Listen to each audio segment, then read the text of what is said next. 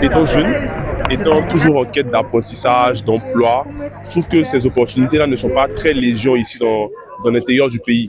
Donc, quand elles sont là, il faut les saisir. Il faut aller à l'opportunité parce qu'on ne sait pas d'où la chance peut venir. De façon particulière, les entreprises ont été très accueillantes et ça a été l'occasion pour moi de montrer ce que je savais faire et j'espère que je serai retenu en fait après. CV en main, comme Christian Manuel Lala et son ami, ils sont déjà des centaines à se presser à l'amphithéâtre de médecine de l'Université Alassane Ouattara ce vendredi 10 avril 2026.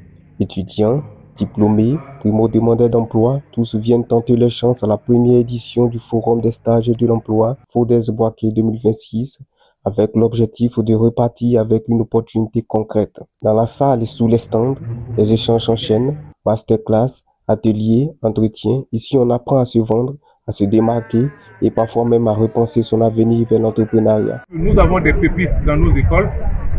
Donc nous sommes venus offrir la possibilité à nos jeunes frères de pouvoir intégrer Banque Atlantique et de pouvoir être une entreprise citoyenne.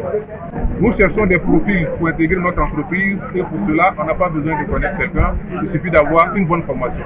Derrière cette initiative, le cabinet Empower, avec l'appui principal de l'Agence Emploi Jeunes, de la mairie de Boaké et de l'Université Alassane Ouattara, entend rapprocher les jeunes du marché du travail. Cette activité représente de façon opérationnelle la mise en œuvre du programme jeunesse du gouvernement.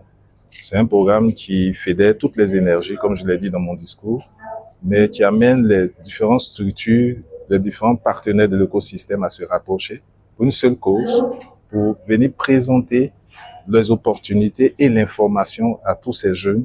Nous nous mettons ensemble avec le cabinet Empower pour avoir une démarche décentralisée, c'est-à-dire de venir vers ces populations jeunes afin que l'information vienne à elles et qu'elles saisissent également toutes les opportunités. Plus de 3000 opportunités annoncées et d'une vingtaine d'entreprises présentes parmi la trentaine qui avaient fait la demande.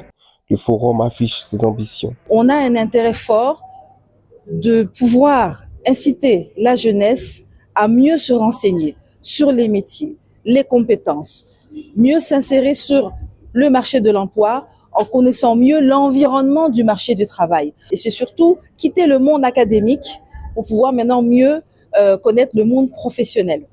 Alors, on en propose déjà des entretiens d'embauche. Et oui, c'est le premier élément. Aujourd'hui, on arrive avec des opportunités. C'est quand même plus d'une vingtaine d'entreprises qui ont pris des stands.